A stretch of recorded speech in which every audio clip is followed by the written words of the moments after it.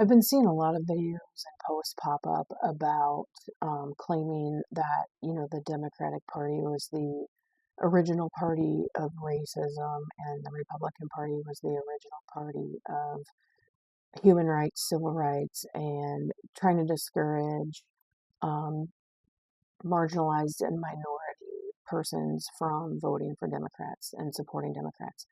And I really take offense to this because if you have studied the history of this country, as I have, I was a Civil War reenactor for many years on the Union side, of course.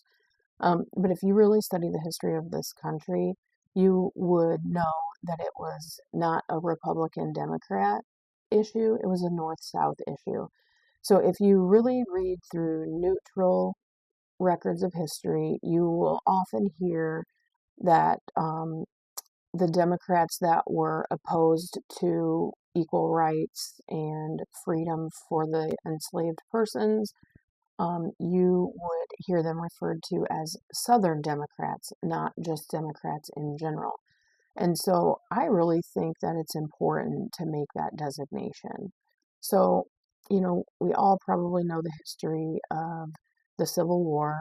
Um, the Civil War broke out because Abraham Lincoln was elected and he wanted to ensure that slavery could not be allowed in any new territories that were added to the United States.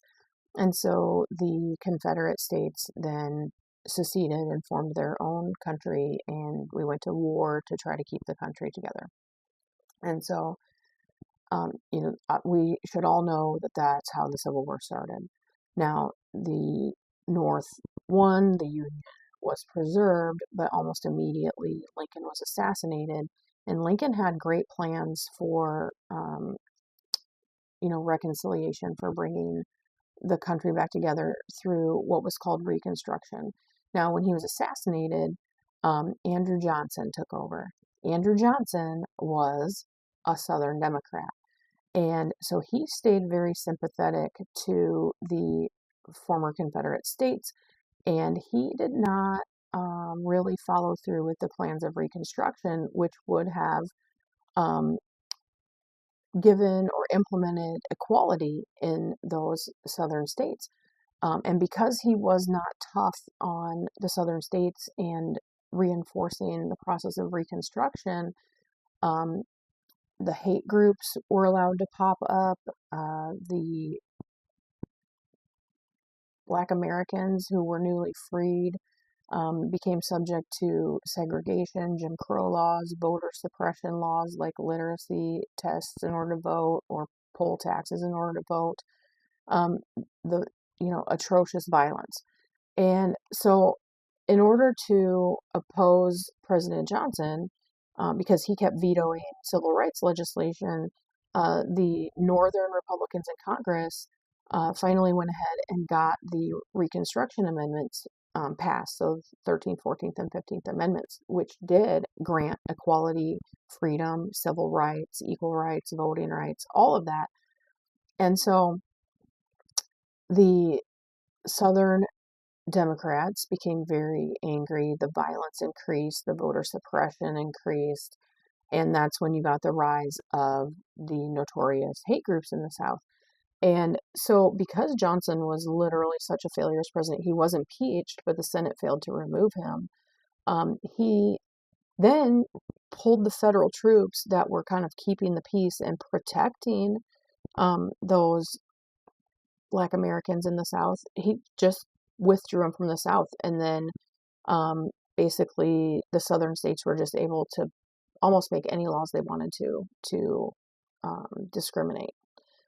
So it wasn't a Republican Democrat thing, it was definitely a North South thing. Now, economic policies of progressivism, social safety net programs, those kinds of things, because the South wasn't the industrial part of the nation like the northern states were, the South needed those programs to bring federal money in order to keep their economies propped up just like they do today. The southern states today are considered the welfare states. They take more money from the federal government than they send in. That hasn't changed. But because the Democrats in the North then started to get on board with civil rights, equal rights, voting rights, all of that, um, the Southern Democrats started to really not get along with the Northern Democrats.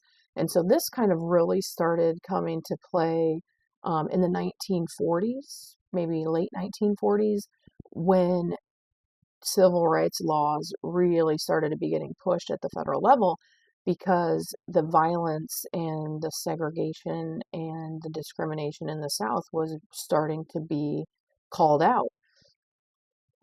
And so part of this was, Franklin Roosevelt's New Deal, trying to bring the country back from the Great Depression. A lot of those programs helped people equally, and Southern Democrats really didn't like that. I mean, you can go back in history and you can look, and there's communities where white communities literally filled in swimming pools because they didn't want to share their swimming pools with minorities. I mean, it's absolutely ridiculous. And I mean, my mom would have called it cutting your nose off to spite your face, like ridiculous, just because they didn't want to share. And so honestly, basically, they didn't want to share the benefits they were getting from the federal government either. So this all started to kind of come to a head like in 1948. So Strom Thurmond was a Southern Democrat from South Carolina. I believe yet today, he's no longer alive, but I believe yet today that he is still the longest serving senator in the United States Senate. And I believe he also still holds the record for the longest filibuster ever in the United States Senate. And I bet you can't guess what that filibuster was against. That filibuster was against civil rights legislation. And so in 1948, President Truman was a Democrat from Missouri, and he really started pushing for civil rights reforms. He wanted the military to be desegregated, and he really made the Southern Democrats angry with pushing for these things. And so Strom Thurmond decided to try to run as a third party candidate for president, and he made up his own political party called the Dixiecrats. So it was basically these Southern Democrats. And he ran on a platform of segregation in the 1948 presidential election. He carried 4 states in the Deep South.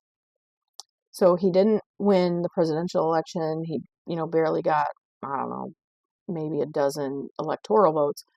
But what this did is it splintered the Southern Democrats off the Democratic Party. And then over the course of the next 20 years, the Southern Democrats just kept being defected from the Democratic Party and opposing civil rights legislation. And that is when Strom Thurmond, it would have been for the Civil Rights Act of 1964, he literally filibustered for almost 24 and a half hours in an attempt to block civil rights legislation. But he didn't make it. The bill passed, and President Lyndon Johnson, who was a Democrat from Texas, he signed that bill into law. And so this was really kind of that splinter of the Democratic Party where the Northern Democrats and then the kind of moderate Southern Democrats that were for equality and civil rights and human rights, voting rights, all of that, they became the Democratic Party of today. And Strom Thurmond took his faction of the Democratic Party, those segregationist Southern Democrats, and they actually then realized that they would never be able to win on their own, so they joined the Republican Party.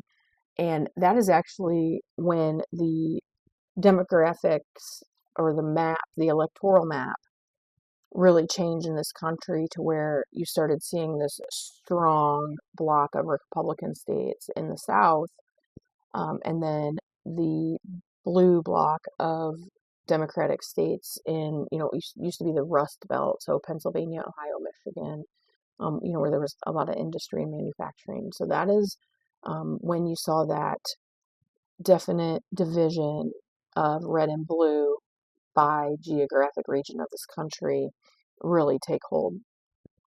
And so um, then when Richard Nixon was running for president, they literally called it the Southern Strategy.